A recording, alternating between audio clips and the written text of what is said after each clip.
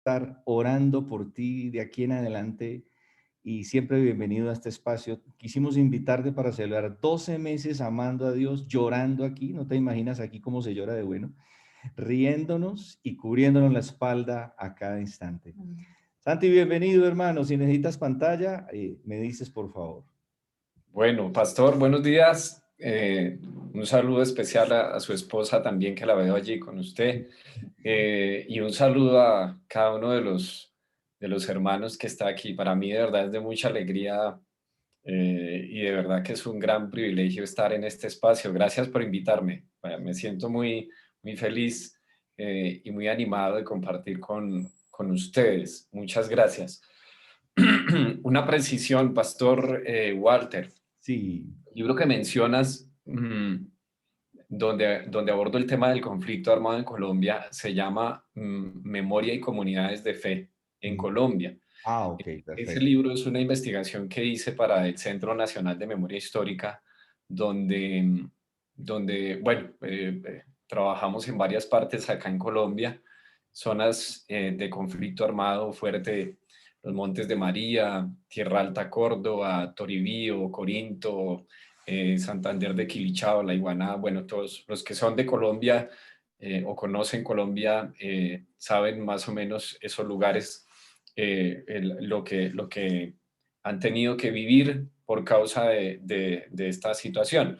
Y la investigación tenía que ver con para qué sirve la fe y la espiritualidad, y sobre todo qué han hecho las iglesias en esos lugares Ajá. difíciles, que han hecho pastores, pastoras, pero que han hecho también otras personas desde la espiritualidad para no solamente para resistir, sino para transformar todo lo que genera el conflicto armado. Ese libro lo consiguen por internet, se llama Memoria y Comunidades de Fe, porque es un libro el Centro de Memoria Histórica pertenece al gobierno de Colombia, entonces es un libro es abierto al público, no es comercial, entonces lo Excelente. pueden mirar allí. Y el libro que lancé hace poquito es el que mencionaste, de una espiritualidad que entreteje. Lo que abordo allí es sobre eh, miradas integradoras sobre salud e enfermedad. Yo trabajo con la Facultad de Filosofía en la Javeriana, con el Instituto de Bioética, pero pues los estudiantes mayormente son de ciencias de la salud. Entonces hace un tiempo que yo abordo el tema de la espiritualidad como factor de resiliencia, sobre todo en procesos de enfermedad. Entonces, a raíz de la pandemia del año pasado, lo que hice fue reunir algunos ensayos que había escrito y publicamos el libro, que gracias a Dios ha tenido una buena acogida. En el libro abordamos ese tema para qué sirve la espiritualidad en estos procesos de crisis, sobre todo en temas de enfermedad. Eh, es un libro que es escrito para el público en general, pero los cristianos fácilmente pueden identificarse con él. Pero es un libro escrito también para el no cristiano, porque abordo el tema de la espiritualidad como un factor humano, como una característica del ser humano. Eh, entonces, bueno, está ahí. Gracias a Dios, como les digo, ha tenido una bonita acogida y bueno, ahí vamos. Qué bendición, Santiago. Y vamos a dejar toda la información para los que están fuera de Colombia, que son bastantes, puedan adquirir el libro por internet en formato digital, y todos los que están en Colombia pues lo pueden adquirir en todas las librerías, porque no es un libro solo para cristianos, sino para todo el público. Y lo que me llamó la atención entonces fue que Santi también escribió un documento, me habías contado, Santi, tú me corriges, acerca de hombres al modelo de Jesús, que es lo que queremos que nos compartas y nos enriquezcas esta mañana. Una vez más, bienvenido, Santi. Gracias, pastor. Sí, a ver, les cuento un poquito antes de comenzar la presentación. Esto que les voy a mostrar hoy es el resultado de un trabajo que hicimos eh, con, con dos organizaciones durante los años 2012 al 2010, antes de la pandemia, 2019. 19. Trabajamos la Asociación Pacto Social. Algunos de ustedes tal vez conocen la Iglesia del Pacto, que es una iglesia reconocida, no solo en Colombia, sino en otros países también. Acá en Colombia hay una asociación que se llama así, Asociación El Pacto Social, y otra que se llama SEAS. Eso quiere decir Coordinación Eclesial para el Acompañamiento Psicosocial. SEAS pertenece a la Iglesia Menonita, a la Iglesia de los Hermanos Menonitas y a los Hermanos en Cristo, que es la comunidad a la cual yo pertenezco. Y entre estas organizaciones realizamos un trabajo con hombres a nivel nacional, donde hacíamos unos encuentros, llamábamos esto encuentros de masculinidades al modelo de Jesús.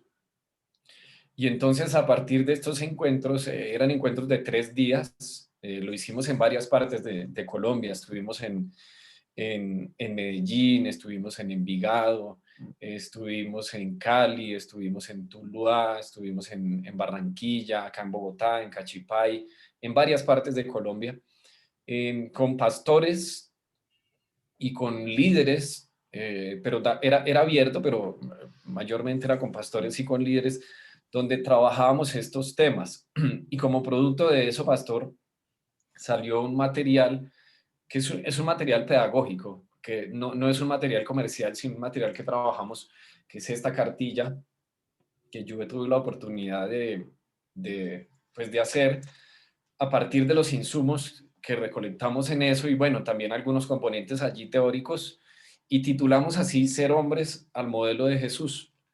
Eh, y como les digo, este resultado, claro, aquí hay unos elementos teóricos me refiero, hay unas miradas teológicas, bíblicas un poquito, pero, pero sobre todo el resultado también del trabajo que hicimos con una cantidad de hombres que trabajamos. En esos talleres nos reuníamos en promedio 30 durante 3 días y era fue muy especial. Bueno, llegó la pandemia y ahí paramos ese trabajo de esos encuentros.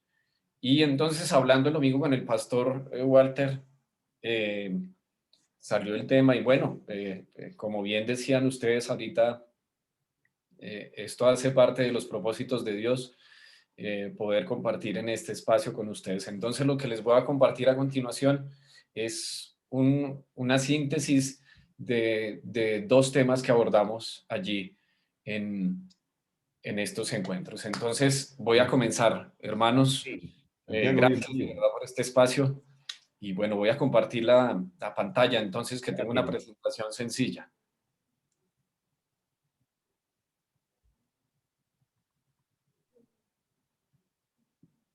Me dicen si ya ven allí la pantalla. Ya te vemos, sí, señor. Perfecto. Esto, cuando uno piensa en Jesús como modelo, eh, digamos que en el contexto cristiano suena como algo muy, muy elemental y muy básico, ¿no? Claro, suena como algo que se sabe, que muchos dirán, bueno, pero pues sí, se sabe que Jesús es el modelo. Pero cuando uno comienza como a aterrizar eso y a relacionarlo con cosas más puntuales, más específicas, más concretas, es donde viene la pregunta o las preguntas sobre qué implica y qué significa eso y qué implica hoy ser un hombre siguiendo a Jesús como modelo de hombre, precisamente de masculinidad. ¿Qué implica eso? Esta presentación está dividida en 2 partes. La primera parte voy a mencionar solamente algunas cositas de cómo la sociedad tiene unas expectativas del ser hombre. Y en la segunda parte voy solamente a citar algunos versículos del Nuevo Testamento refiriéndose a Jesús, donde precisamente hay una luz con respecto al tema que estamos abordando. Em, nos enseñan a ser hombres de distintas maneras, nos crían de distintas formas, crecemos con aprendizajes diferentes y en esos distintos aprendizajes, como ocurre con muchas cosas, hay cosas que son buenas y cosas que no son tan buenas también. Nos enseñan a cómo comportarnos, cómo incluso sentir, cómo cómo pensar, cómo relacionarnos. Ese aprendizaje, así como esas enseñanzas, muchas veces puede que no sean intencionales. Es decir, aprendemos desde lo que vemos, ¿no? Los niños, las niñas aprenden desde lo que ven, desde lo que escuchan, desde lo que estamos mostrando precisamente como modelos. A eso me refiero con aprendizaje, no necesariamente es algo que nos están diciendo tú tienes que ser así. Pero repito, en la manera en que somos criados, pues estamos formándonos y estamos aprendiendo. Y repito, en esos aprendizajes habrá cosas buenas, habrá cosas que no son tan buenas. La sociedad tiene unas expectativas y es común que nuestra sociedad nos imponga a los hombres una forma estereotipada, estricta de pensar, de sentir y actuar en el mundo. Es decir, de ser un hombre tiene que ser. Y cada vez más hay estereotipos, ¿no? Hay estereotipo también, obviamente, para el ser mujer y para otras cosas también, pero el, el ser hombre ha sido algo que ha estado muy marcado y muy influenciado, sobre todo por los medios de comunicación. Solamente menciono algunas expectativas aquí. Y esta, por ejemplo, es una muy común, que el hombre no se la deja montar de nadie y resuelve los conflictos por medio de los golpes. Y eso es algo muy común, eso es algo que eh, desde chiquiticos lo aprendemos y lo vemos. Y son desafíos con los que nos tenemos que enfrentar, eh, son realidades, porque entonces el hombre se va a caracterizar por ser el violento, ¿no? Y se va a confundir fuerza con violencia, que es algo muy fácil, ¿no? Hay un seminario, un seminario que enseño, bueno, la Javeriana tiene una maestría en bioética, soy profesor de esa maestría con 2 seminarios, y un seminario se llama Violencia, Bioética y Salud Pública. Entonces abordamos cómo la violencia es una problemática de salud pública, eh, pero cómo el ser humano tan fácilmente confunde unas características que tiene y sobre todo ocurre con los hombres. Por ejemplo, el que mencionaba ahorita de la fuerza con la violencia. Y, y, y de ahí a resolver un conflicto o abordar un conflicto desde la violencia es algo, repito, supremamente común, generalizado y normalizado. De hecho, el que no responde a los golpes o a la violencia, entonces es tildado de cobarde y es tildado de tonto y es tildado de gallina y bueno. El hombre se estereotipa cómo debe ser. Esto no es algo que ocurre solamente con la mujer hoy por hoy, donde el cuerpo ha sido cosificado, sino también el cuerpo del hombre también es cosificado. El cuerpo también tiene unas expectativas y lo físico. Con esto no estamos diciendo que está mal ejercitarse, que está mal. No. Está bien. El problema es cuando esto se nos vuelve precisamente la finalidad y el modelo a ser o lo que buscamos ser, el fin en la vida. Entonces ahí es donde viene el complique. Es el que sí o sí, como sea, tiene que estar sosteniendo siempre a su familia económicamente y esto lleva muchas veces también a cargas en exceso laboral y lleva también a que muchos hombres, por ejemplo, no estén o no estemos acostumbrados a descansar y a no hacer nada también a veces. Nos cuesta muchas veces descansar y no hacer nada. Tiende uno a sentirse culpable, tiende uno a sentirse que no está produciendo. Y el que no produce en esta sociedad precisamente consumista, el que no produce no sirve. Y entonces si no produce, no sirve, y si no sirve, pues hay que descartarlo. Y eso es una cosa bien tremenda porque hasta el mismo Dios descansó. Y el descanso, eh, siguiendo la lógica del Decálogo, Éxodo capítulo 20, el descanso es un mandato bíblico. Y eso no es porque sí, no es por molestar, sino que precisamente Dios nos crea también, claro, con la capacidad de trabajar y la posibilidad de hacerlo, pero también con la necesidad de descansar y no estar pensando en todo momento que toda la vida gira en torno a hacer plata y y a tener dinero y tener dinero, porque otra vez caemos en unas lógicas que no son la finalidad de la vida. Otra vez, con esto no estoy diciendo que trabajar sea malo, ¿no? Más faltaba, es también la, es una necesidad del ser humano también, trabajar, realizarse. Pero lo que estoy diciendo es que no debemos caer en ese exceso también de.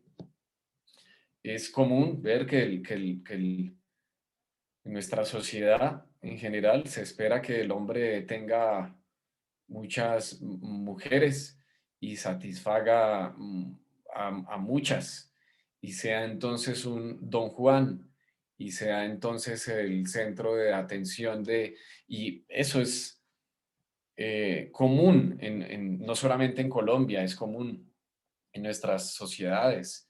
Es el que tiene que tener mujer y tiene que tener hijos. Eh, es un tema bien interesante, una de las realidades que encontramos en los encuentros de hombres que les mencionaba hace un momento es que muchos hombres tenían muchas frustraciones precisamente, por ejemplo, al no poder tener hijos. Y muchas de esas frustraciones tenían que ver con eso otra vez, con esas expectativas que hay de lo que tiene que ser, el que tiene que reproducirse, el que tiene que no sé qué, el que tiene que dejar un legado, no sé en qué forma. Bueno, esas, esas situaciones afectan el ser del hombre, la estima del hombre, de la persona, lo que nosotros somos. Nosotros somos valiosos porque Dios nos crea a su imagen y semejanza.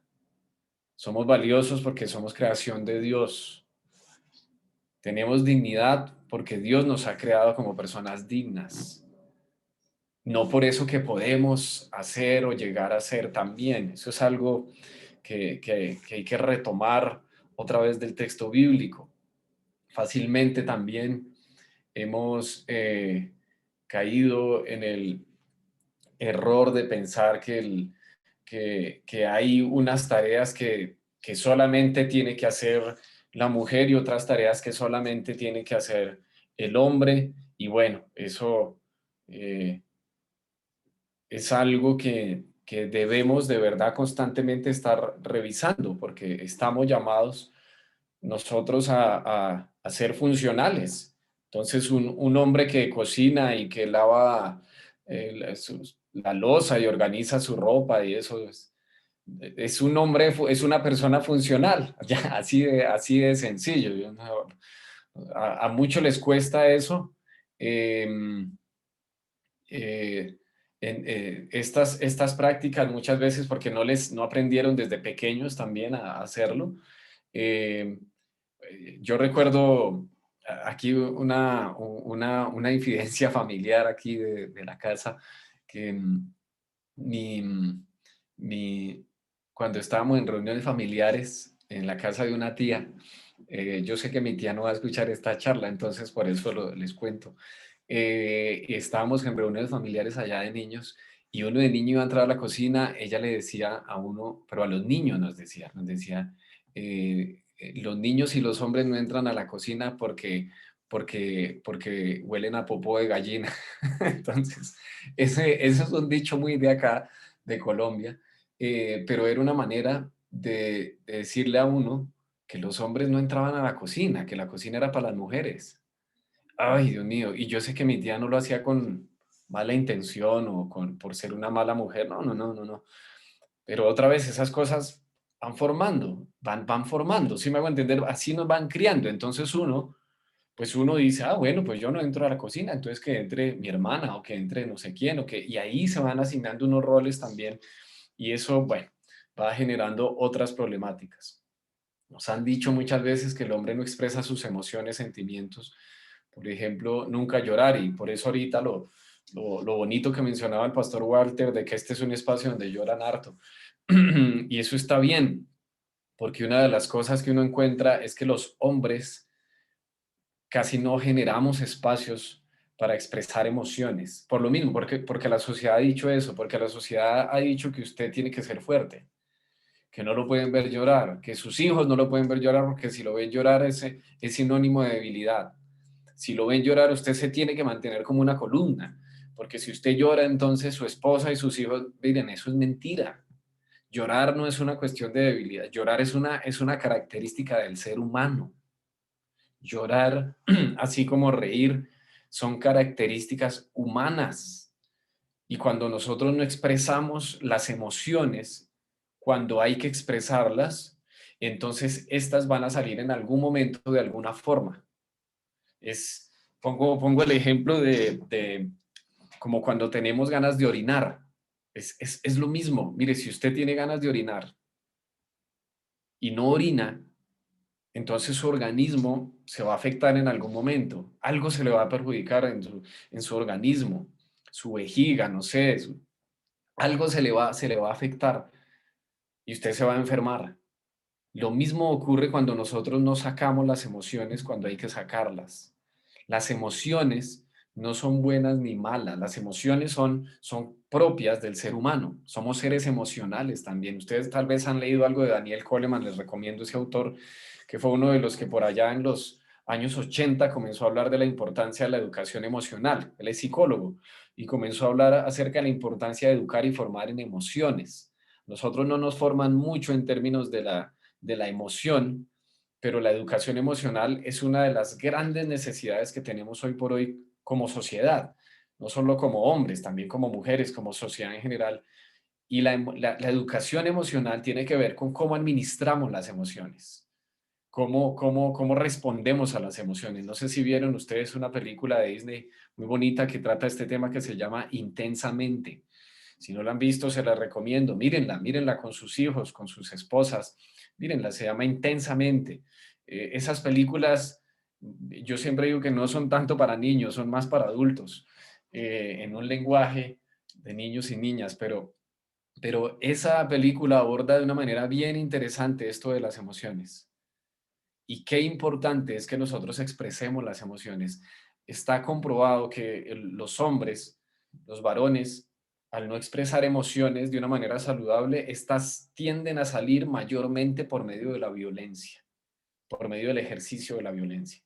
Entonces, de ahí que si no nos educamos en esa forma, eh, pues de alguna manera vamos a empezar a expresarlo. Esto está relacionado con algo que mencionaba antes, y es que el hombre tiene que ser exitoso, pero la pregunta es, y es una pregunta de verdad para que le hagamos, ¿qué significa ser exitoso siguiendo a Jesús como modelo?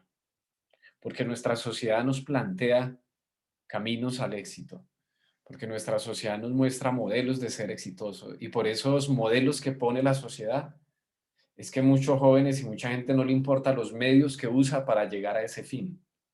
Me hago entender, ser exitoso, entonces tener una gran empresa, tener un gran negocio, ser muy reconocido.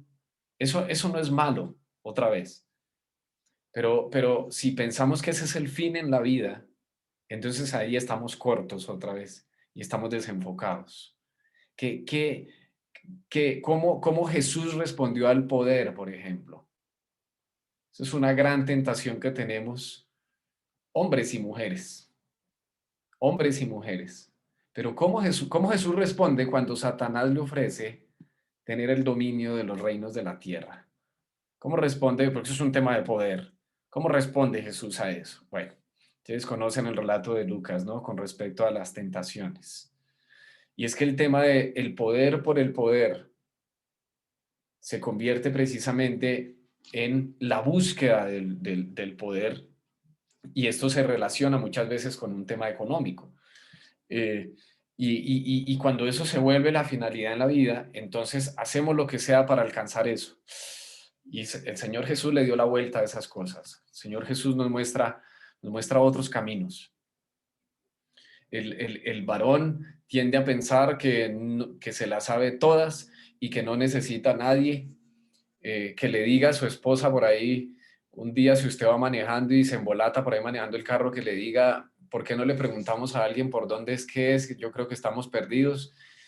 Y eso ahí mismo genera conflicto, ahí mismo genera pelea, porque usted se la sabe y porque el hombre no tiene que preguntarle a nadie, porque es que yo tengo que sabérmelas todas, porque yo tengo que tener todas las respuestas, porque pues es que si yo no soy, hombre, y ahí caemos en eso de la autosuficiencia, ¿no?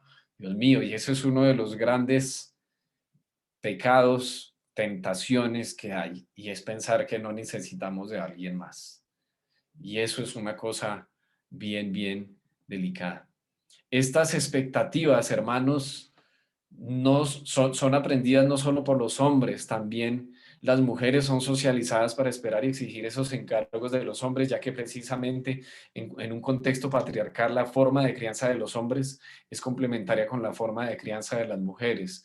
Y ya voy a retomar un poquito de esto cuando hablemos del contexto de Jesús, el cual era un contexto extremadamente patriarcal. El contexto romano, griego y judío tiene un trasfondo patriarcal fuertísimo. Y hay que entender entonces Jesús cómo se mueve en eso. ¿Por qué esto es un problema? Porque alguien puede decir, bueno, pues así nos movemos y así somos.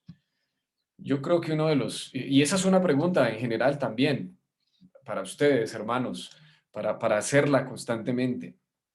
Pero una de las grandes problemáticas es que como nosotros hemos aprendido muchas veces a ser hombres a partir de estas expectativas, es que esto desencadena muchas formas de violencia y de daño en la sociedad. La violencia es una cosa tremenda en nuestro contexto. Tal vez, bueno, el pastor ahora mencionó algo. Eh, yo soy director del Seminario Bíblico Menonita de Colombia y nosotros los menonitas, los anabautistas, trabajamos por la paz. Históricamente, desde el siglo XVI, eso no es algo de ahorita, sino es algo que nos enseñan desde hace mucho tiempo. Y uno de los principios que nosotros abordamos y trabajamos es el de la no violencia. De ahí que en muchos de nuestros acercamientos esté este tema de una manera muy común. Y la no violencia es algo que le cuesta mucho a la sociedad entenderlo. Entender que se puede vivir sin violencia. Le cuesta mucho a nuestra sociedad entender que se puede vivir sin... A muchos les parece absurdo, a muchos les parece como una ideología bonita por ahí, pero que no es real. Y de ahí ya comienza el conflicto. Uno de los grandes problemas de estos encargos y expectativas de ser hombre es que nos han formado desde la violencia, para la violencia, con la violencia y para el daño también.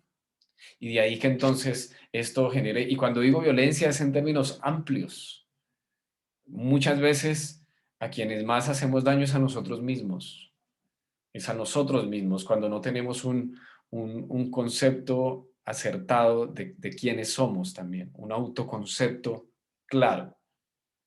Bueno, quiero pasar a la segunda parte, que sí quisiera lo último, que pudieran de pronto hacer algún comentario, me parece importante a mí escucharles también, hermanos. Pero Jesús es nuestro modelo. Jesús es el Hijo de Dios, la expresión y encarnación de la voluntad del Creador. No tenemos un mejor modelo sino a Jesús. Y, y miren, en la Biblia tenemos muchos modelos, muchos modelos. En la Biblia hay distintos modelos también de ser hombres. Hay modelos buenos y modelos que no tan buenos también. Esos modelos hay que ponerlos también ahí a dialogar con el modelo de Jesús, porque el modelo de Jesús para el cristiano tiene que estar por encima de cualquier otro. ¿Me hago entender? Entonces, cuando usted quiere tomar como modelo, por ejemplo, de hecho, la primera parte que abordamos aquí en el material es un acercamiento al texto bíblico. Y cuando usted va a mirar, por ejemplo, no sé, a David, el de la Biblia, el gran David. Bueno, David sirve también como modelo de masculinidad, pero no todo lo que hizo David nos sirve como modelo de masculinidad. Porque David, por ejemplo, se metió con mujeres que no tenía que meterse, mató por quitarle la mujer a su prójimo. ¿No? Eso hizo David. Era el rey David, el gran David, el de los salmos, todo lo que ya nosotros conocemos. Pero pues como siempre le digo a los hermanos en estos espacios, puede ser muy David, todo muy querido, pero ese rostro de David se queda por allá. Entonces el rostro de David que nosotros traemos es el que se parezca a Jesús, porque Jesús precisamente ahí es donde viene a ser nuestro modelo. Esto es un tema hermenéutico también, es una decisión hermenéutica de cómo leemos el texto bíblico y cómo nos acercamos a él. Usted puede leer el texto bíblico también de una manera plana. Y aquí hay una invitación a un ejercicio hermenéutico también, donde usted se acerca al texto, pero filtrando eso a partir de la óptica de Jesús. Entonces, cuando hacemos esto, cambia y hay cosas que se quedan allá. Hay cosas que no nos sirven a nosotros hoy. Hay cosas que debemos traer, pero otras que se quedan allá. Menciono unas cosas muy generales. No hay que desconocer que Jesucristo vivió en una cultura y una época determinada. Eso contribuyó a la forma en que se expresó su manera de ser. Sin embargo, hay unos valores fundamentales que le caracterizaron y que marcan la pauta para la masculinidad. Es decir, hay unos valores que trascienden, que son transversales, que valían ayer y siguen valiendo hoy. Y esos valores enseñados por Jesús, creo yo, siguen sirviéndonos, siguen aportándonos hoy, a pesar de que eran contextos distintos. Y miren ustedes que el apóstol Pablo nos invita y dice, tengan unos con otros la manera de pensar propia de quien está unido a Cristo. Y él tiene ese famoso, que algunos dicen que es un himno, otros dicen que es un poema, que aparece allí en Filipenses precisamente, haciendo referencia a ese despojarse de Jesús, despojarse, lo que en teología se conoce como la teoría kenótica, que algunos de ustedes probablemente pues han escuchado de qué se trata de eso. Kenosis, la kenosis o la kenosis tiene que ver precisamente con ese despojarse, dejar de ser. Y, y si Jesús siendo Dios, el Todopoderoso, el creador de todo cuanto existe, lo más grande, se despoja, se humilla y es una persona obediente hasta la muerte, ¿por qué nosotros no vamos a hacer eso? Fácilmente nosotros nos llenamos de títulos, de cosas, de capas, de cosas que nos quieren muchas veces imponer la sociedad y que también nos gusta muchas veces para parecer, para mostrarnos, Y hay un llamado definitivamente aquí a despojarse, a hincarse, a humillarse también. Y eso tiene mucho que ver con el ser hombre. Por eso y por esa acción, pues Dios le concede el más alto honor a Jesús precisamente, ¿no? Y todos le reconocen hoy por hoy o le deben reconocer como el Señor. Pero no es un reconocimiento a partir de la imposición, a partir de la fuerza, a partir de la violencia, a partir del alto cargo. Es lo que Él enseñó a sus discípulos, ¿no? El que quiere ser el primero sea el último. Es lo que conmemoramos el jueves que pasó.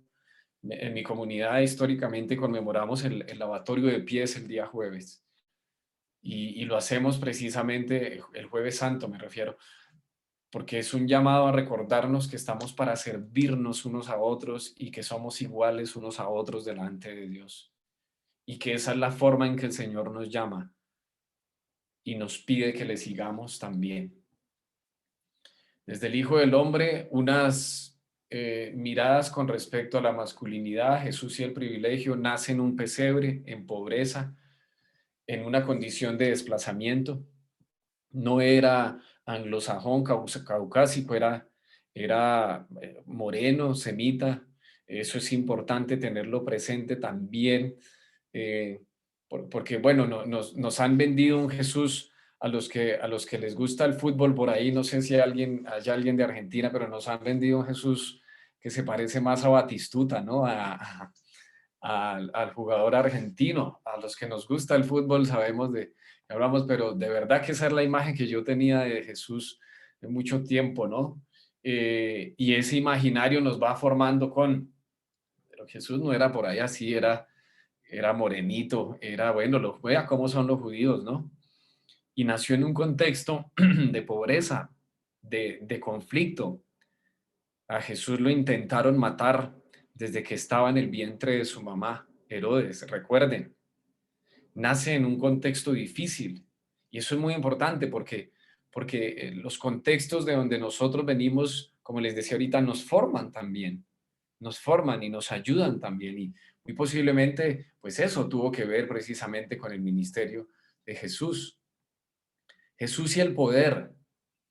Eh, el Señor en Juan nos da el gran testimonio de lavar los pies a sus discípulos, tarea propia de los esclavos. Y Él les dice a sus discípulos, cuando Pedro le dice que no, no sé qué más, Él les dice, miren, si yo les he lavado a ustedes los pies, también ustedes deben lavarse los pies unos a otros. Yo les he dado ejemplo para que ustedes hagan lo mismo que yo les he hecho. Estoy entre ustedes como el que sirve. El que tiene el poder en Jesús no es el cargo alto. El poder en Jesús es el servicio, hermanos. El más poderoso es el que más sirve. Recuerden ustedes también esa vez que dos discípulos de Jesús iban discutiendo a ver cuál era el mayor y Jesús entonces aprovecha para darles allí una enseñanza de lo que implica esto. Sabe seguir, sabe dejarse conducir, depende de Dios. Es decir, no es el que se las sabe todas, sino que depende de Dios. Entre otras cosas, la oración, hermanos y hermanas, porque veo que también hay unas mujeres. Entre otras cosas, la oración, cuando oramos, mostramos que dependemos. Dependemos de Dios. La oración es dependencia.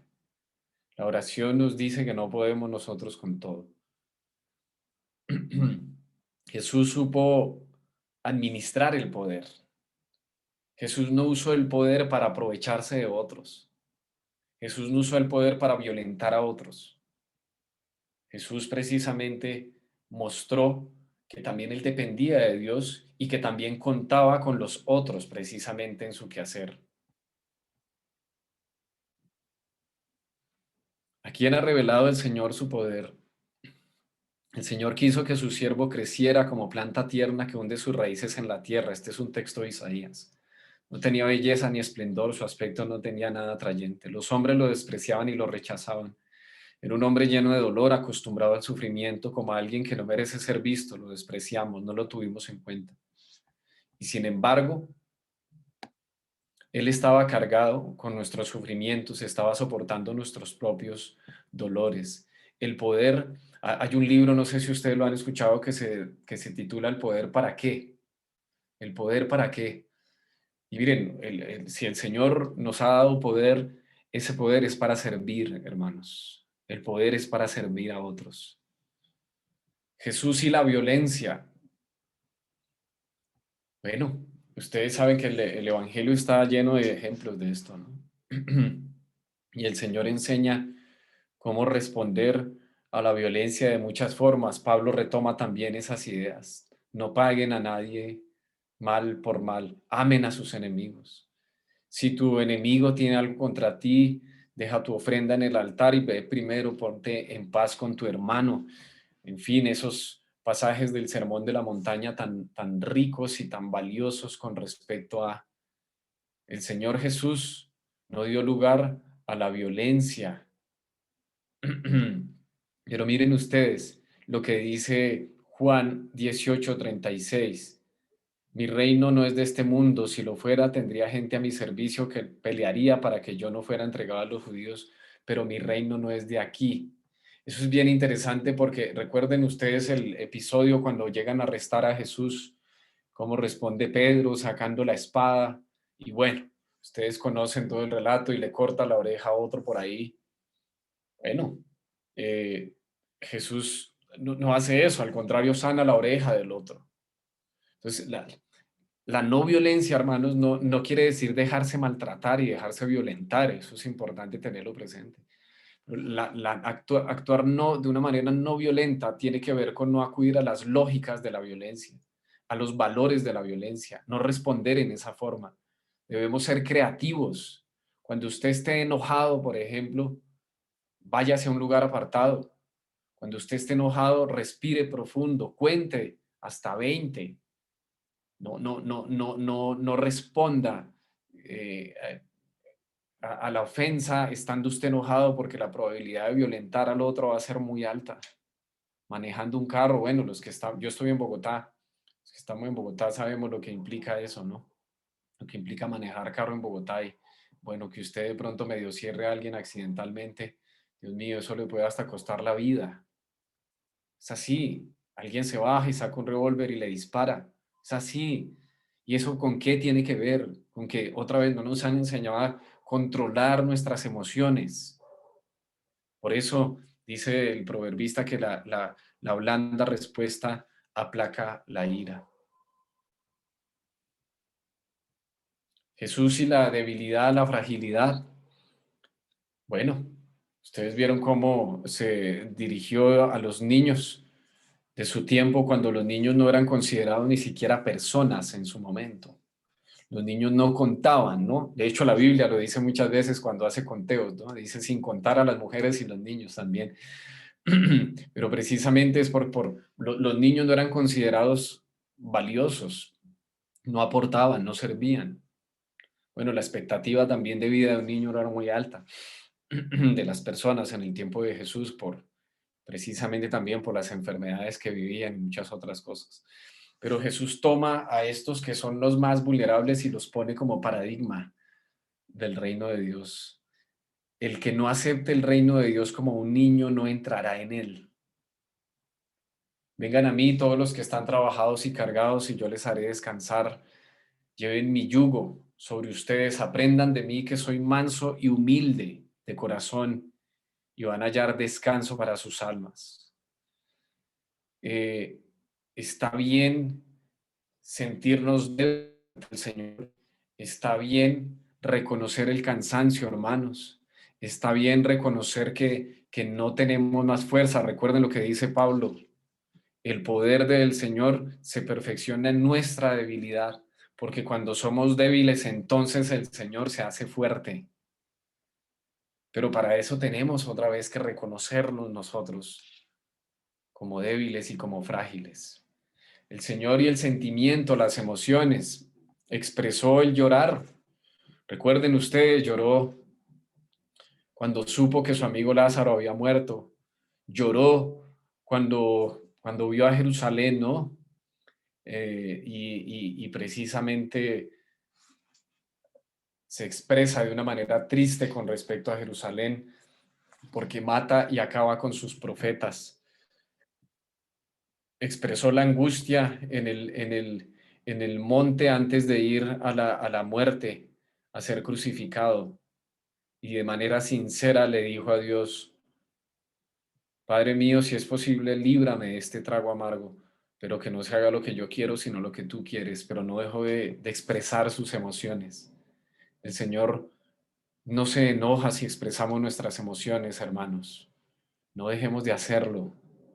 No dejemos de hacerlo. Supo también ser firme cuando tenía que ser firme. Supo comportarse como un hombre justo cuando tenía que hacerlo. De ahí también la fuerza que ejerció expulsando a los que habían vuelto el templo un lugar de negocios y de negocios que hacían daño a otros, que habían transformado la casa de oración en casa de negocios. Actuó con firmeza ante la injusticia, actuó con firmeza ante lo que no estaba bien. Se enfrentó a la muerte, encomendó al Señor su vida, su espíritu, y dependió siempre de Dios. ¿Cómo trató a la mujer? Bueno, de eso hay mucho para hablar. Jesús sí que fue diferente en esto, ¿no? En un contexto patriarcal como el romano, el judío y el griego, lo que él hizo con la mujer fue una cosa de otro planeta. Hablar con ellas, escucharlas, tener discípulas, dejarse incluso confrontar. Es decir, todo lo que pasó en torno al lugar de la mujer en el ministerio de Jesús es fundamental. El domingo pasado lo decía en la predicación donde el pastor Elías, si no fuera por las mujeres, no sabríamos de la resurrección de Jesús. En eso concuerdan todos los evangelistas. Y eso no es porque sí, eso es precisamente por lo que hizo Jesús. Y fue precisamente devolver esa dignidad que la sociedad le había quitado a la mujer. Hoy por hoy la mujer sigue necesitando eso, esa dignidad, pero la dignidad con la cual la creó el Señor, la dignidad con la cual Génesis 1, 25, 26, 27 habla de ser creados a su imagen. La opción de Jesús por los marginados, por los pecadores, publicanos, prostitutas, gente sin educación, niñas, niños, enfermos. El Señor se acercó a ellos como un igual también, amándoles, respetándoles, escuchándoles, sirviéndoles, demandándoles también cambiar en lo que tenían que cambiar. Jesús y lo que hace daño, cuántas cosas nos hacen daño, hermanos. Y lo que hace daño suele ser muy relativo, porque lo que le afecta a uno posiblemente no le afecta al otro. Pero precisamente el Señor nos invita a revisar nuestro corazón, revisar nuestra mente, revisar nuestros pensamientos, revisar lo que decimos, revisar nuestras emociones, porque del corazón sale todo esto. Del corazón sale lo que hace mal. Del corazón sale lo que nos afecta, lo que nos aleja de nuestro corazón. De ahí la importancia de constantemente revisarnos cómo estamos, cómo estamos. Señor Jesús nos mostró que definitivamente seguirle tenía implicaciones.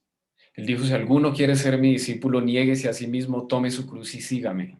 Y esa es la manera en que se transforma la sociedad, negándonos a nosotros, pero decidiendo seguirle a Él. Y el camino de Jesús no es un camino fácil, hermanos, hermanas. El camino de Jesús es el camino de la cruz. El camino de la cruz es un camino complejo, pero es un camino en el que el Señor dijo que iba a estar también con nosotros. Jesús es la imagen de Dios, la mejor imagen que podemos tener. Jesús es el modelo que tenemos, hermanos. Quisiera, no sé si haya tiempo, pastor, para dejarles a ustedes si quieren decir algo. Discúlpeme que me pasé un poquito de lo que usted me dijo, pero gracias por el tiempo, hermanos, para esto. Y quisiera hacer una oración, pero quisiera antes, si quieren comentar algo, con gusto les escuchamos.